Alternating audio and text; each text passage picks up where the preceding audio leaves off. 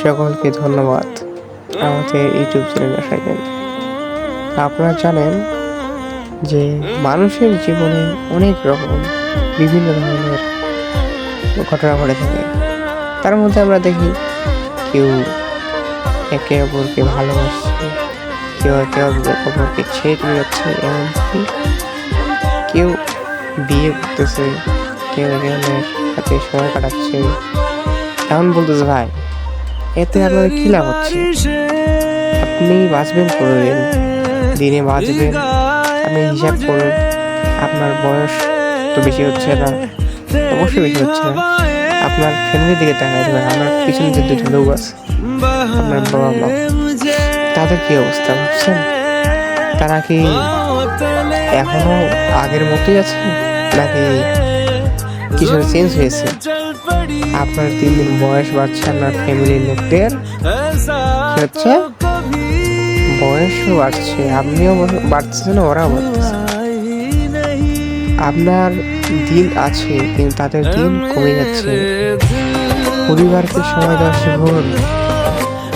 জীবনে বাবা মা ছাড়া কেউ নেই, যতই ভালোবাসে তারা পর মানুষ, বন্ধু বান্ধব, আত্মীয় স্বজন, শেষমেশ কি আসে আপনার কাছে দেখা যায় না? বাবা মা। এত কিছু করে আপনার কাছে কে থাকে? বাবা। আপনার যতই দৌড়াদৌড় হোক, সব কিছু পেছনে কে থাকে? আপনাকে রক্ষা করার জন্য আপনার মাথায় ছাদ হয়ে থাকে আপনার বাবা মা। আপনাকে সবসময় রক্ষা করে থাকে। তাদের সবসময় পাশে থাকা শিখুন। জীবনে বাঁচবেন বা কয়দিন। এই যুগ সমাজ আমাদেরকে অন্ধ করে রাখছে। জীবনে কি যে হবে কেউ বলতে পারে না। আপনি আজকে আছেন, তাকে নাও থাকতে পারেন। আপনার ফ্যামিলি আপনার কাছে ইম্পর্টেন্ট। কোনো মেয়ে ফালতু করেছে, কোনো মেয়ে আপনার কাছে খারাপ। এখন কথা হচ্ছে যে আমাদের মধ্যে এই যুবকরা, অধিকাংশ লোকেরা তারা কি করে, মেয়েদের চেষ্টা। হ্যাঁ, আমাদের একটা নির্দিষ্ট সময় আছে।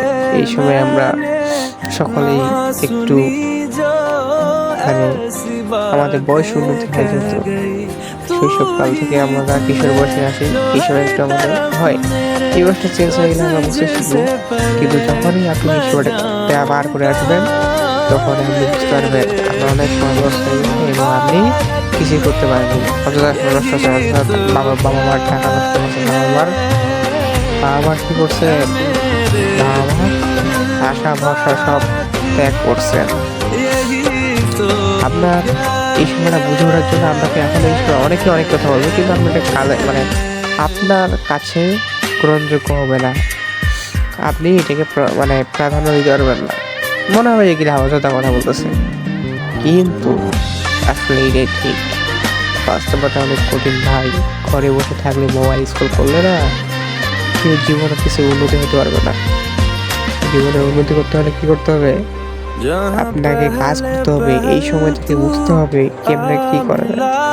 কেমনে করুক, টাইম স্পেন্ড করবেন না, টাইম স্পেন্ড করবেন কিছু সময় পরিবারের সাথে, করবেন, ঘুরবেন ফিরবেন, কিন্তু আপনার পড়ালেখা থাকলে পড়ালেখা করতে হবে। পড়ালেখা পিছনে দেওয়া যাবে না। এমনকি নিজের বাবা মাকে সময় দেন, এমনভাবে সময়টা কাজে লাগুন যাতে কোনো না কোনোভাবে আপনি উন্নতি লাভ করেন। আপনার ফ্যামিলি আপনার দেখে কোনো নিরাশ করতে না হয়, ঠিক আছে? পৃথিবীতে অনেক লোক আছে, তারা কি বেঁচে নেই? বেঁচে আছে অবশ্যই, কিন্তু নিজের ফ্যামিলিকে সবচেয়ে বেশি প্রায়োরিটি দিন আপনি। প্রত্যেকেই ভাবে যে বন্ধু বান্ধব, গার্লফ্রেন্ড, এরা স্থায়ী, কিন্তু এইগুলো তো বর্তমানে টাইম লস। সত্যি কথা বলতে যেটা আপনারা এখন বুঝতেছেন না, পর থেকে বুঝবেন এক সময়। আমাদের সমাজের কিশোরীরা এখন খালি এসব নিয়ে পড়ে আছে। রিলেশন, সম্পর্ক কিভাবে কি হওয়া যায়, এটা হচ্ছে আমাদের ধ্বংসের যুগ। এই যুগে অনেক কিছু ঘটবে, অনেক কিছু হবে যা আমরা বুঝতে পারতেছি না। আমার কথা শুনে ভাই, এই মোবাইল স্ক্রল করলে না জীবনে কখনো উন্নতি হতে পারবে না। জীবনে উন্নতি কি করতে হবে? আপনাকে সময়টাকে কাজে লাগান, নিজের ফ্যামিলিকে সময় দিন। কিছু না কিছু একটা হবে, ফ্যামিলিকে সময় দিতে হবে। পরিবার ছাড়া আপনার পেছনে কেউ থাকবে না ভাইয়া, সত্যি কথা। এখন আপনি ছেলে হন বা মেয়ে হন, আমি ভাই বলতেছি, কোনো কিছু মনে করেন না। এখানে প্রধান কথা হচ্ছে আপনি সারাদিন মোবাইল টিপতেছেন, গেম খেলতেছেন, নয়, এগুলো আপনার অতটা সময় নষ্ট। আমাদের জীবন ভাই অনেক কঠিন। যারা সময়টাকে কাজে লেগেছে তারা ভবিষ্যতে সাকসেস অর্জন করছে। এই সাকসেস অর্জন করতে গেলে আপনাকে একটু কষ্ট করতে হবে। আপনি দেখুন 1 থেকে 4 বছর বা 5 বছর কষ্ট করুন। একটু কষ্ট করলেই যে তারপরে দেখতে পারবেন আপনার গোটা জীবনটা আপনি বসে কাটিয়ে দিতে পারতেছেন। এখন অনেকে অনেকভাবে কাজ করতেছে, দেখেন না?